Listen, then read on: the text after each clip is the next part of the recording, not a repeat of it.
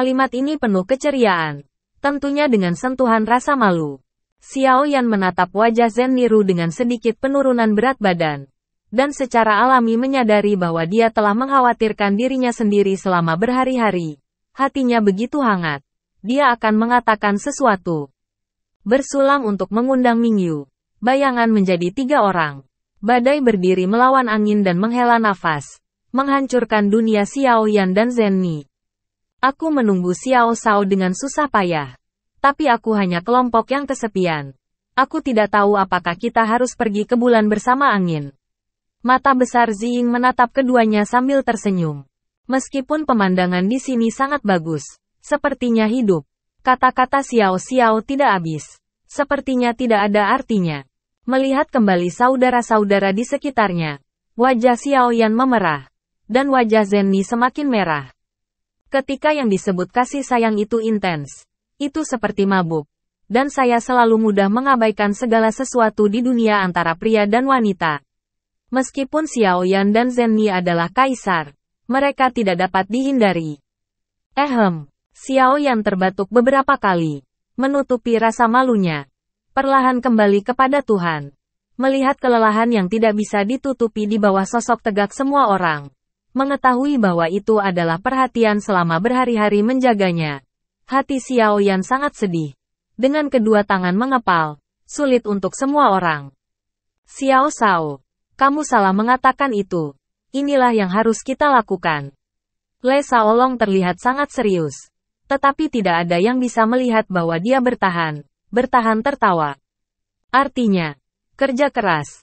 Tidak ada dari kita yang bekerja keras untuk Sister Zen Ni. Dan aku harus melihat ke bawah setidaknya beberapa kali sehari. Ziying dengan tegas bergema. Dan menatap Zen Ni saat dia berbicara. Berkedip. Ya. Xiao Shao. Kamu harus mengatakan. Kerja keras kepada nona muda itu sendiri. Nan Erming benar-benar mengambil bagian. Xiao Yan terdiam dan harus menggaruk kepalanya. Menyeringai. Yah. Bukankah kalian menebak setiap hari seberapa besar panen Xiao Shao? Sekarang orang-orang sudah keluar. Bukankah kamu segera menyuruhnya untuk menunjukkannya kepada kita? Zen Ni mengambil sedikit jiao. Dan dia sepertinya menutupi. Canggung. Begitu ucapan ini keluar. Semua orang tahu bahwa Zen Ni mengubah topik pembicaraan. Tetapi segera melepaskan ejekan Xiao Yan dan Zen Ni. Dan matanya langsung berbinar. Xiao Yan ditutup di bawah selama puluhan hari. Api berkobar di ruang batu. Kabut tebal bergulung. Dan semua orang menjaga pintu masuk. Meskipun mereka dekat, mereka tidak bisa melihat pemandangan itu. Sudah. Xiao Yan melihat ekspresi yang diharapkan oleh semua orang. Dengan tangan terulur dan pikirannya bergerak. Api langit biru kehijauan keluar dari telapak tangannya dan menutupi seluruh tubuh. Melihat jauh. Dia ditutupi dengan lapisan pakaian batu giok yang hangat. Wajah. Tetapi jatuh ke dalam kesadaran orang-orang. Tetapi itu seperti angin dingin dan sisa-sisa salju. Dan niat membunuh tidak ada habisnya. Api biru keabu-abuan berkobar. Seolah-olah nebula terbakar. Dan gelombang mengerikan berguncang dari tubuh Xiao Yan. Menyebabkan segala sesuatu di sekitar mereka runtuh dengan cepat. Kerumunan belum pulih dari keterkejutan. Penguasa berat seperti Wen Yu muncul di tangan Xiao Yan. Dan gelombang energi yang lebih mengerikan datang. Nyala api yang menutupinya bahkan lebih mengerikan. Dan kehancurannya luar biasa. Ini, semua orang terkejut. Ini adalah aturan kuno api langit. Setelah integrasi api langit lagi. Penjelasan Xiao Yan berbisik pelan. Tapi sepertinya itu meledakkan petir di tempat. Senjata yang bisa dimajukan oleh Skyfire? Ini. Kerumunan tidak pernah terdengar. Tapi semua orang tampak terdiam saat ekspresi Xiao Yan diterima begitu saja. Meskipun saya telah melihat terlalu banyak hal mengejutkan di Xiao Yan. Apakah itu peningkatan kekuatan tempur yang cepat? Kemajuan pesat dalam pemurnian obat? Atau bahkan resep terbaik yang menyebabkan benua bangkit? Tetapi secara teori, senjata yang dapat berkembang tanpa batas masih membiarkan semua orang ngiler. Yang bisa disertai dengan pilihan hidup mereka sendiri. Setelah beberapa saat, talenta perlahan kembali kepada Tuhan. Ngomong-ngomong, selain Skyfire dan penguasa hebat ini, Apakah kamu Cao Xiao dipromosikan? Ziying mengingat fluktuasi energi sebelumnya. Tetapi ragu apakah momentum ambisi luar biasa Skyfire tidak pasti. Tanya ingin tahu. Xiao Yanji menganggukkan kepalanya. Dan api langit biru keabu-abuan menyatu ke dalam tubuh. Dan kemudian momentum mendiang Kaisar Bintang 3 benar-benar pecah. Sekali lagi menantang ketahanan psikologis semua orang. Samsung terlambat. 2 lompatan berturut-turut, bukan kekuatan Xiao Yan yang membuat takut semua orang. Tetapi kecepatan promosi membuat semua orang terkejut. Aku berkata Xiao Shao. Apakah kecepatan promosimu masih manusiawi? Bayangan Cherry Ziying hampir tertutup. Menghadap mata semua orang dengan kaget. Xiao Yan dengan malu menggaruk bagian belakang kepalanya. Dan menjelaskan. Sebelum melahap Skyfire telah mencapai kemacetan awal Samsung. Sekarang dengan bantuan api psikis, itu berhasil menembus dalam satu gerakan. Jadi, setelah mendengarkan penjelasan Xiao Yan, batas ketahanan psikologis setiap orang sedikit berkurang. Dan mereka menarik napas pelan dan sedikit mengangguk. Api langit ini disebut api langit psikis? Oke. Xiao Yan kemudian memberitahu semua orang tentang Skyfire psikis. Apa? Mata semua orang menyala lagi. Skyfire peringkat 16. Dan masih memiliki kemampuan pemulihan yang kuat. Xiao Shao. Maka kamu tidak akan menjadi monster mayat hidup, anak baik. Xiao Shao yang luar biasa. Kamu telah memanen Dafeng dalam perjalanan ke fantasi ini. Petik 2. Perasaan gembira yang kental segera menyelimuti semua orang yang hadir. Bahkan kerikil dan pasir di seluruh tanah menjadi enak dipandang. Dan angin panas yang bertiup dari tanah yang panas menjadi hangat. Saat ini dalam adegan ini, kamu harus membuat percikan besar. Tawa hangat Xiao Zhan jatuh ke angin terbuka dengan penyesalan. Yang membangkitkan simpati semua orang. Lihat bagaimana ini. Nan Erming membalikkan cincin itu. Dan benar-benar mengeluarkan beberapa botol porselen. Tutupnya terbuka. Dan anggur yang kuat menggoda selera semua orang. Ternyata daun bambu hijau terbaik. Aku bilang dari mana anakmu mendapatkannya? Xiao Zhan sama terkejutnya dengan melihat api langit biru keabu-abuan Xiao Yan. Wajah Nan Erming yang sangat tampan tidak memiliki ekspresi apapun. Tetapi ada sedikit rasa malu. Dia melirik kesal pada pertempuran bersiul. Tidak dapat dihindari akan ada saat-saat kesepian. Terkadang sendirian. Bagaimana saya bisa kehilangan cangkir ini? Benda di dalamnya. Tapi anggur ini tidak banyak lagi. Ini kargo bertekanan saya. Saya benar-benar enggan mengeluarkannya. Nan Erming berkata di sini. Hatinya berkilat di wajahnya. Aku tidak bisa menganggap Nan Erming kita sebagai temperamen. Badai itu sedikit emosional. Kamu terlalu lembut untuk mengatakan badai. Sederhananya itu mencekik. Xiao Zhan tidak berniat melepaskan kesempatan Nan Erming. Penampilan Nan Erming selalu membuat semua orang iri. Kamu mengatakannya lagi. Wajah Nan Erming terasa dingin. Dan bahkan angin yang lewat sesekali membawa sedikit rasa dingin. Tetapi sudut mulutnya yang menahan kejang mengungkapkan senyuman yang sebenarnya. Haha, demi isi botol-botol ini, kamu pikir aku tidak mengatakan apa-apa? Xiao Zhan memenangkan beberapa botol hijau daun bambu, tidak lagi bertengkar dengan Nan Erming.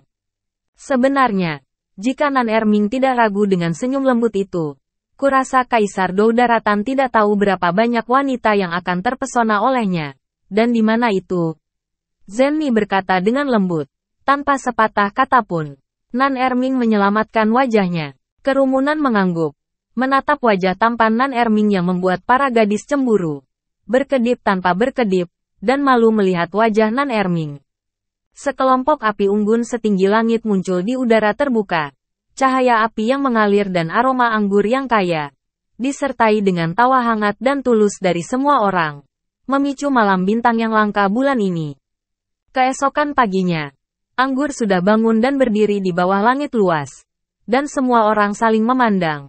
Dan semua kata akhirnya berakhir dalam satu kalimat. Bagaimana cara kita keluar? Xiao Yan menatap mata semua orang dan menghela nafas pelan. Tempat ini adalah tempat api psikis. Dan dia menyerap kobaran api psikis. Secara alami semua orang berpikir bahwa Xiao Yan adalah orang yang paling mungkin mengetahui pintu keluar. Dengan sedikit keberuntungan, tanpa penjelasan, Xiao Yan memikirkannya.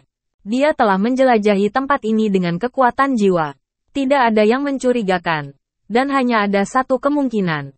Pintu keluarnya adalah tempat api psikis berada. Dengan kata lain, di dalam ruang batu. Sebelum Xiao Yan menggunakan kekuatan api bumi untuk menaklukkan kobaran api psikis, kekuatan jiwa telah dieksplorasi secara tidak sengaja di sepanjang kekuatan api bumi. Dan sepertinya ada ruang terbuka di bawah. Tetapi tidak banyak perhatian. Pada waktu itu, kemungkinan besar ada. Pada titik ini, Xiao Yan memberi isyarat. Biarkan semua orang mengikuti. Sosok itu melintas. Dan memasuki ruang batu lagi. Magma pusat magma telah mengering. Warnanya redup. Dan kehilangan vitalitasnya. Jiwa Xiao Yan mengalir deras. Menutupi magma. Dan menjelajahi celahnya. Kekuatan jiwa membentang beberapa mil jauhnya. Tenggelam di persimpangan sumber api tanah. Dan ruang di bawahnya sangat kosong. Seolah-olah ada dunia lain. Seharusnya ada di sini. Memadatkan kekuatan api. Xiao Yan Tianhuo menggoda penguasa kuno. Membuka magma yang mengeras dengan kekuatan penghancur dan kepintaran. Dan membelah saluran. Di kedalaman saluran, jejak cahaya menembus. Lorong panjang itu tiba-tiba terbuka di depan semua orang. Ini adalah dunia yang sama sekali berbeda. Di kaki semua orang. Di bawah awan putih. Lapisan tebal kabut kental berwarna kuning melayang di langit. Tidak ada akhir. Itu seperti sungai Huangku dan di bawah 9 surga. Dipisahkan oleh sungai. Adalah batas antara surga dan neraka. Titik. Di atas Huangkuan. Angin. Awan tipis. Laut biru dan langit biru. Dan sinar matahari terlihat oleh semua orang. Di bawah Huangkuan. Ada kehancuran tanpa akhir. Langit tertutup pasir kuning. Menutupi langit dan matahari. Matahari adalah kemewahan di tempat ini. Kadang-kadang pohon mati yang terpapar setelah pasir kuning tidak terhitung tahun. Bekas fosil. Semua orang mengangkat mata mereka. Dan melihat bahwa tulang mati tidak terbatas. Angin bertiup dari tulang. Angin bertiup di atas tulang. Dan baju besi dan tombak perang yang kadang-kadang rusak terlihat sangat tua. Dan mereka tidak terlihat seperti pakaian ini. Zaman. Bisakah tempat ini menjadi reruntuhan sebelum malapetaka kuno? Langit yang sama. Dipisahkan oleh garis. Adalah dunia yang terpisah. Haruskah kita mengatakan bahwa itu ajaib atau mengerikan? Xiao Yan memiliki ekspresi luar biasa di wajahnya. Bukan di era yang sama. Tetapi di tempat yang sama, Xiao Yan tampaknya telah melakukan perjalanan melalui waktu. Melihat bendera perang yang berkibar, siluet kuda emas dan evolusi sejarah dari mayat yang ramai dan mati. Bencana kuno adalah era misterius. Ini adalah periode terang atau gelap yang telah meninggalkan keajaiban dan kebingungan yang tak terhitung jumlahnya. Sehingga mustahil untuk membayangkan naik turunnya tahun itu. Dengan menyesal. Kerumunan itu tidak segera turun. Tetapi terbang dengan cepat mengelilingi langit. Tetapi mereka menjadi semakin terkejut. Dan ekspresi mereka menjadi semakin seru. Tempat ini lebih dari puluhan ribu mil jauhnya. Jauh lebih kecil dari ruang di sekitar bagian depan ilusi dan api langit. Tetapi berbentuk lingkaran dan terlihat dari ketinggian seperti mangkuk besar. Di bawah hamparan pasir kuning yang tak berujung. Redup pemandangan orang membuat orang merasa tak ada habisnya. Selain itu, semua orang juga menemukan bahwa tidak ada bangunan di area yang luas. Bahkan tidak ada gunung. Tidak ada air yang mengalir. Tidak ada vitalitas. Dan pasir kuning serta tulang kering adalah satu-satunya tema utama di sini. Akhirnya, mata semua orang menemukan satu-satunya hal yang menarik perhatian. Ini bisa dikatakan sebagai tema utama ruang ini. Atau hal yang paling mengejutkan di sini. Itu muncul di depan mata semua orang dan membuat semua orang sedikit malu. Dengan pusing. Di ujung cakrawala. Area paling berbahaya di Huangsha. Sebuah singgasana tulang putih menjulang tinggi. Ketinggian beberapa ratus meter sangat mengesankan. Tetapi jaraknya terlalu kecil untuk dilihat semua orang. Namun, itu masih sangat mencolok sehingga tampaknya baik pasir kuning maupun tulang kering tidak dapat menyembunyikan kejayaannya sebelumnya. Seluruh tahta tulang putih muncul di pasir kuning yang tak terbatas. Putih tanpa celah tidak pernah ternoda bahkan dengan sedikit pun debu. dan semua orang meledak dari para dewa. Dan tiba-tiba semuanya berhenti. Di bawah pengawasan semua orang, tahta tulang menghilang secara diam-diam, dan menghilang secara diam-diam, seolah-olah belum pernah muncul sebelumnya. Begitu tahta tulang menghilang, ruang sekali lagi kusam dan monoton, dan langit penuh debu. Selain itu, tidak ada yang perlu diperhatikan. Tampaknya tahta tulang seharusnya yang kita cari. Zenni mengangkat alisnya sedikit dan melihat ke kejauhan. Xiao Yan menyaksikan hilangnya tahta tulang untuk waktu yang lama, lalu mengangguk perlahan. Banyak lumut lingin dikumpulkan di pinggiran ilusi. Jadi tidak diragukan lagi pasti ada lingin di ilusi. Meski tidak jelas apakah ada di sini, ketiga keajaiban itu adalah hal yang langka. Dan secara alami memiliki perlindungan dari rahmat langit dan bumi. Sangat tidak mungkin untuk melihat di mana-mana di pasir kuning.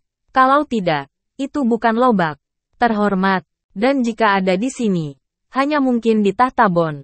Lihat ke bawah, tulang Xiao Yan berkibar, dan sosok itu menghilang ke langit, melewati sungai yang tebal seperti sungai Huangquan, hanya menyisakan gambar sisa yang masih berdiri di samping kerumunan. Semua orang berlatih membuka, mengikuti di belakang Xiao Yan. Semua orang baru saja melangkah ke sungai mata air kuning. Tekanannya meningkat tajam, dan perasaannya tidak enak. Masuknya kehidupan tampaknya mengaktifkan sungai Huangquan. Huangquan memotong vitalitas dan sangat peka terhadap vitalitas. Sungai Huangquan, seperti ular sanca raksasa, perlahan terbangun dari tidur 1000 tahun. Tekanan agung terkejut ke segala arah. Langit dan bumi semuanya bergetar. Dan udara kehancuran menyelimuti seluruh langit dan daerah sekitarnya. Memancarkan nafas kuno dan sunyi. Sungai musim semi kuning, yang mengalir melintasi langit bergulung di atas langit. Membuat suara yang memekakkan telinga. Seluas tsunami. Mengirimkan gelombang horor yang dahsyat. Dan gas kuning cair mengalir deras di kehampaan. Dengan rasa haus akan daging dan kehidupan melanda.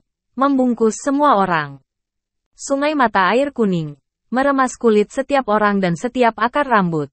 Dan langsung mengisi setiap celah antara udara dan tubuh manusia. Suara gemuruh membuat telinga berdengung, dan jiwa mengikuti. Dengan gemetar, kesadaran semua orang kabur. Semua orang segera menemukan bahwa kekuatan jiwa tidak dapat menembus cukup jauh di sungai mata air kuning. Dan bahkan energi langit dan bumi di udara tampaknya tidak memiliki induksi. Semua orang di sini tampak seperti orang biasa yang tidak bisa melihat. Anda tidak dapat melakukannya sendiri. Pertarungan yang berteriak itu sekepal. Menyilaukan, seolah-olah terbuat dari emas, dan menggunakan kekuatan yang besar. Tetapi sayangnya menemukan bahwa pertempuran itu seperti pusaran besar yang disuntikkan dan menghilang. Dan, mata air kuning, seperti seteguk mata laut yang besar melahap semuanya. Xiao Yan memiliki kekuatan jiwa terkuat. Dia pertama kali menemukan keadaan ini. Zhang Kou ingin memperingatkan semua orang. Sayangnya, tidak ada udara sebagai perantara. Tetapi Guangkou tidak dapat berbicara. Dalam kecemasan, tulang dan sayapnya bergetar tajam, dan bilahnya seperti pisau. Cahaya putih seperti pedang menghancurkan air sungai di sekitarnya dan mengubahnya menjadi kabut kuning besar, yang bisa seperti memotong pisau untuk memotong air. Sungai mata air kuning masih mengalir deras, dan kabut kuning mengaung. Gemuruh yang memekakkan telinga membuat jiwa orang gemetar. Tiba-tiba, semua orang jatuh ke dalam kepanikan yang merupakan respons naluriah terhadap hal yang tidak diketahui. Untungnya, kepanikan itu hanya berlangsung sesaat. Setiap orang mengalami naluri hidup dan mati dan bereaksi dengan cepat. Setelah menjelajahi langit di bawah dengan jelas, mata air kuning tidak terlalu dalam. Roh jahat yang tragis membuat orang merasa kedinginan, dan memiliki rasa penindasan yang mengerikan. Tetapi tidak ada firasat berbahaya. Juga tidak mengalami serangan yang substansial. Mungkin selama semangat juang dituangkan ke kaki dan jatuh lurus, itu harus menjadi pendekatan yang paling langsung dan efektif. Sungai mata air kuning, sebenarnya adalah seorang jenius alami yang lahir di langit dan bumi. Itu memotong sinar matahari dan memotong vitalitas, sehingga menciptakan lingkungan pasir kuning dan kehidupan mati di bawah. Selain fungsi isolasi, sungai mata air kuning masih merupakan misteri alam, di mana manusia tidak dapat merasakan Tuhan, tidak dapat melihat, dan memutuskan hubungan antara tubuh manusia dengan energi luar. Konsumsi energi di dalamnya tidak dapat diisi ulang. Semakin lama kita dapatkan lebih lemah. Di lingkungan ini, orang pasti akan panik, kehilangan kesadaran, kemudian kehilangan arah, dan akhirnya terjebak di sungai mata air kuning, hingga kehabisan energi dan berubah menjadi kabut kuning. Arai ini tidak beracun, tetapi aneh, dan sangat mudah untuk melihatnya. Ujiannya adalah berpegang pada hati dan kejernihan yang asli, dan kehilangan hati yang asli dan kehilangan dirimu sendiri, dan akhirnya jatuh ke dalamnya dan jatuh ke sini. Jika pikiran tidak benar, susunan ini tidak dapat diatasi seperti langit. Jika pikirannya merah, susunan ini sesederhana selembar kertas kosong. Jadi sulit, tapi tidak sulit. Xiao Yan dan yang lainnya cerdas dan jernih, tanpa rasa takut di hati mereka, tanpa rasa takut dalam hidup dan mati. Bagaimana mereka bisa kehilangan diri mereka sendiri? Jadi tidak sulit bagi mereka. Xiao Yan pertama kali muncul di bawah Sungai Huangquan, menyaksikan aliran udara Sungai Huangquan dengan sedikit kecemasan dan lega sampai dia melihat kerumunan muncul satu demi satu. Melihat kembali ke Sungai Huangquan, perasaan yang sangat aneh masih melekat di hati semua orang, membuat orang-orang menjadi tertutup. Penghalang alam yang begitu luar biasa membuat orang harus terkagum-kagum dengan keajaiban alam, di mana ketiga keajaiban itu berada. Benar saja, itu tidak sederhana. Berdiri di pasir kuning, Xiao Yan akhirnya merasa lebih jelas. Di bawah sungai mata air kuning, angin menyapu seluruh ruang, menggulung pasir, mengikis bebatuan, dan dengan keras memengaruhi dunia ini. Gelombang yang mengerikan membuat langit bergetar. Bahkan kecepatan Le Shaolong dan Ziying sangat terpengaruh di sini. Jubah menuju tahta tulang-tulang. Mata semua orang melihat sekeliling terus-menerus, mengingatkan dunia yang tidak dikenal ini. Di kejauhan, gunungan pasir kuning menumpuk, dan angin bertiup kencang ke tanah datar untuk beberapa saat. Angin bertiup dengan pasir kuning seperti laut, dan langsung memenuhi tempat dataran rendah lainnya. Memindahkan gunung dan reklamasi di sini sangat mudah di ujung jari. Kekuatan alam mengalir bebas. Dan jika ada ribuan kuda dan berpacu, wajah setiap orang mulai terlihat semakin bermartabat. Langit kuning dan berpasir. Dan langit mulai suram seperti akhir dunia. Saya melihat badai gurun mendekat. Angin kencang merobek langit. Dan kabut kuning berkibar, dipenuhi bau gerah. Semua orang berjalan di jalan gurun yang panjang. Dan melihat dengan mata kepala sendiri badai yang melemparkan batu setinggi beberapa puluh meter ke langit dan melemparkan tulang yang sangat besar. Seketika tercabik-cabik menjadi potongan yang tak terhitung jumlahnya. Kekuatan angin sangat menakutkan. Dan pepohonan serta bebatuan tua tidak serapuh domba di tengah badai. Ini adalah kekuatan langit dan bumi. Di sini, kehancuran dan penguburan adalah melodi yang sama. Tetapi tidak ada yang tahu dari mana dan kapan datangnya badai tak berujung. Untungnya, ada badai di tim. Dengan kedekatan badai dengan angin, ada banyak air di sini. Meski tidak mungkin mengendalikan kekuatan dunia, tidak terlalu sulit untuk menentukan arah badai. Setiap orang melewati tidak kurang dari 3 tornado dan perlahan mendekati tahta tulang. Sepanjang jalan, semua orang menemukan bahwa tempat itu sangat aneh. Tanpa menemui rintangan apapun, tanpa menemui Warcraft apapun, hanya kekuatan langit dan bumi yang mengikuti. Melihat tahta tulang yang menjulang di kejauhan, semua orang merasa luar biasa, seolah-olah terlalu tidak nyata dalam mimpi. Menghirup udara dalam-dalam bercampur dengan pasir kuning. Dadanya tiba-tiba dipenuhi dengan kekeringan yang membara. Xiao Yan menggelengkan kepalanya dan memastikan bahwa dia tidak sedang bermimpi. Xiao Yan menjilat bibir kering dan menatap langit kelabu di atas kepalanya. Dia tidak menghadapi bahaya dalam imajinasinya, dan hatinya terasa sedikit goyah. Setiap orang memiliki semangat 12 poin, kata Xiao Yan sambil melihat lingkungan sekitarnya. Kerumunan mengangguk pada Xiao Yan dan melanjutkan dengan hati-hati. Tidak ada yang berbicara. Mereka semua memegang pedang mereka di hati mereka. Jalan menuju tahta tulang putih berkelok-kelok dan bergelombang. dan jalan itu penuh perbukitan. Medan berangsur-angsur menjadi tenang, dan pasir kuning di langit juga melemah. Sebaliknya, iklimnya jauh lebih baik dari sebelumnya, dan tidak ada yang aneh terlihat. Tetapi Xiao Yan selalu merasa ada kekhawatiran yang tidak dapat dijelaskan. Sepanjang jalan, angin dan pasir sesekali mengangkat pasir kuning yang terkubur di bawahnya selama bertahun-tahun, memperlihatkan tulang kerangka yang terlihat di bawah. Angin semakin kencang, dan pasir kuning bergulung ke kedua sisi, dan lebih banyak tulang terlihat di tanah. Berbeda dengan tulang mati yang terlihat di sepanjang jalan, tulang ini mengeluarkan bau yang aneh. Dilihat dari tulangnya, kita dapat melihat bahwa tulang ini harus menjadi petarung yang sangat kuat selama hidup mereka. Mungkin ada perburuan bendera perang di sini, dan kuda besi jin telah melakukan pembunuhan yang sangat sengit. Mungkin tanahnya merah dan berlumuran darah. Ya, tapi semua ini telah terkubur di bawah pasir kuning, terkubur dalam sejarah. Matahari terbenam miring ke arah barat di punggung bukit gurun, dan tanahnya kusam, memperlihatkan lapisan merah tua, seolah-olah darah meresap ke dalam pasir kuning. Pasir isap di bawah kaki terasa panas, seolah disemprot dengan darah panas. Suhu. Xiao Yan mengangkat kepalanya dan melihat hamparan luas di kejauhan. Sangat menyentuh bahwa dia tampak sangat kecil. Sejarah selalu terlalu berat.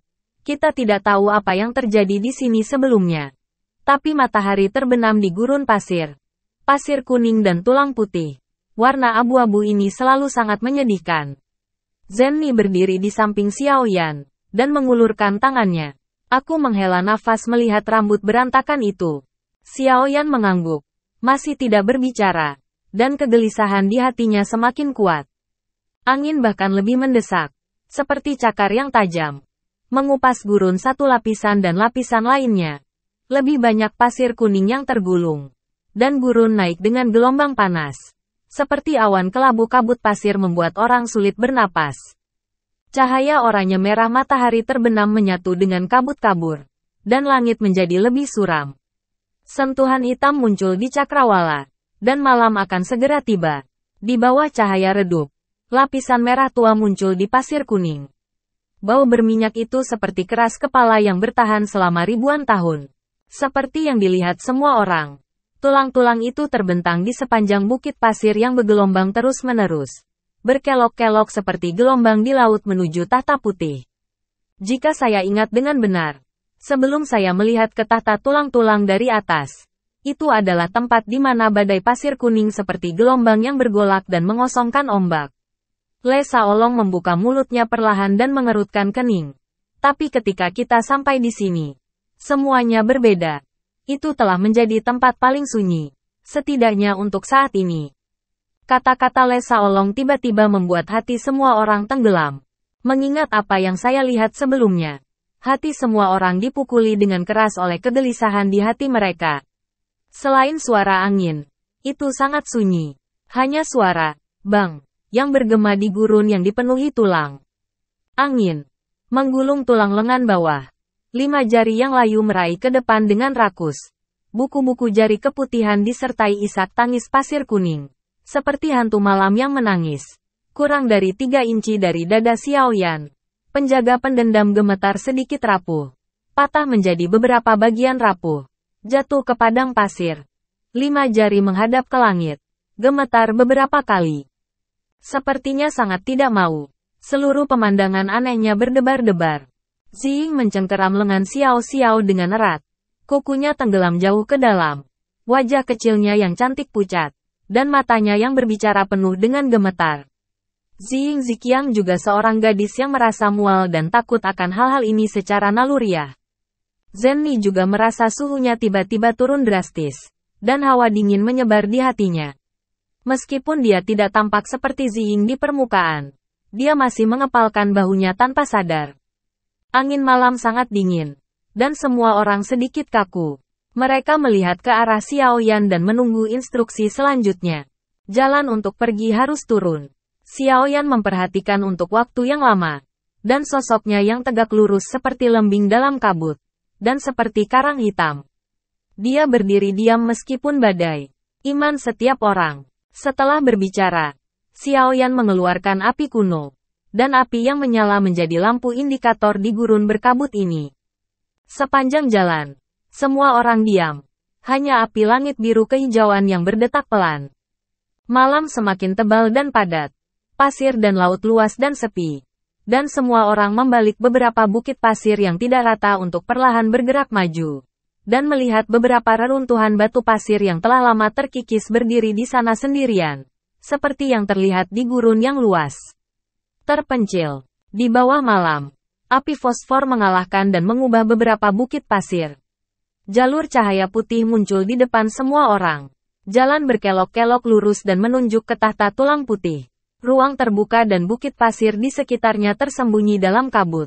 Memahami bagaimana ini bisa terjadi, kerumunan mengepalkan senjata mereka. Menyaksikan semua pemandangan di sekitarnya memudar dalam keheningan. Hanya menyisakan jalan di depan mereka. Tetapi kerumunan itu tidak merasakan semua ini. Situasinya aneh dan gemetar. Jaga hatimu. Lanjutkan. Xiaoyan menggigit bibirnya. Dan kekuatan jiwa sepertinya terlindung. Jangkauan pencarian sangat terbatas dan tidak membawa apapun untuknya. Jawabannya akan selalu muncul. Mungkin tepat di depan. Kata Xiaoyan. Dan menginjakkan kaki di jalan luas di depan. Jalannya berwarna putih. Dengan lapisan kabut tebal mengambang. Terisolasi dari penjelajahan kekuatan jiwa. Dari kejauhan. Ada keindahan yang melamun. Tetapi begitu saya melangkah. Bayangan ungu itu melompat ke belakang dengan, wow. Tangan menutupi dadanya. Lekuknya bergelombang seperti ombak. Mengejutkan. Ketika semua orang melihatnya. Mereka terkejut menemukan bahwa jalan itu terbuat dari putih yang tak terhitung jumlahnya kerangka. Padat dan pucat.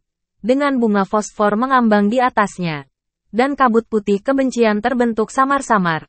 Raungan yang tak terhitung jumlahnya mengganggu hati semua orang. Seolah-olah ada hantu yang tak terhitung jumlahnya dan hantu liar di dalamnya. Dan mereka mencoba memilih orang untuk makan. Pantas saja Ziying begitu abnormal. Bahkan Zenni menggenggam lengan Xiaoyan dengan erat. Tubuhnya yang lembut bergetar lembut. Giginya menggigit bibirnya ungu. Dan matanya tampak pingsan. Riak gelisah. Selubung teriakan perang telah lama tertahan. Dan harimau teriakan emas itu seperti matahari keemasan. Bersinar terang. Melindungi semua orang dengan ketat. Tetapi sesuatu yang lebih aneh terjadi. Pendar yang berkibar dan suara isak tangis itu menganggap selubung teriakan perang sebagai bukan apa-apa. Dan masuk tanpa usaha apapun. Dan mengepung kerumunan. Yang aneh. Badai mengulurkan tangannya. Membenarkan tubuhnya. Dan dengan ringan menyentuh cahaya berpendar aneh. Tetapi terkejut menemukan bahwa tangannya tidak merasa tidak nyaman. Seolah-olah semua ini hanya untuk mengganggu hati semua orang.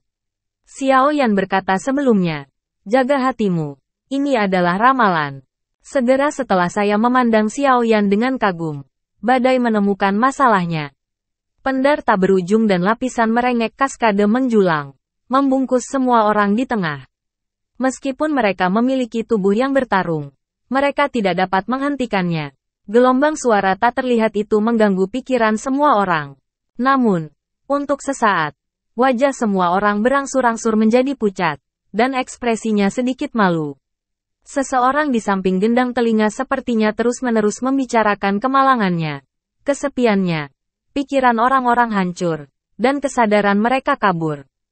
Dengan kecemasan seperti itu, hanya satu panah dingin yang bisa membuat semua orang putus asa. Memikirkan hal ini, badai itu dikejutkan dengan keringat dingin, dan tongkat itu bermekaran dengan cahaya lembut. Tetapi dia dilepaskan dengan lemah karena dia menemukan bahwa angin tidak dapat menghentikan segalanya yang sialan ini.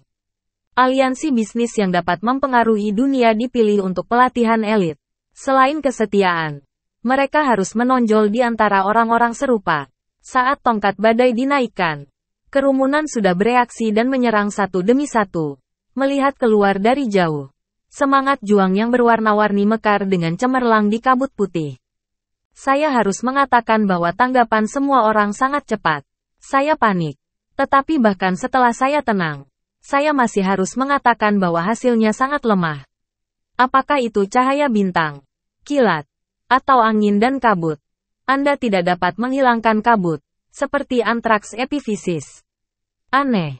Ketika kerumunan sedang bingung, cahaya biru keabu-abuan terpancar dari langit, dan suara pendar dan isak tangis takut untuk dihindari, seperti ombak yang berjatuhan surut, berputar sekitar 3 kaki di luar kerumunan, sepertinya sangat tidak mau.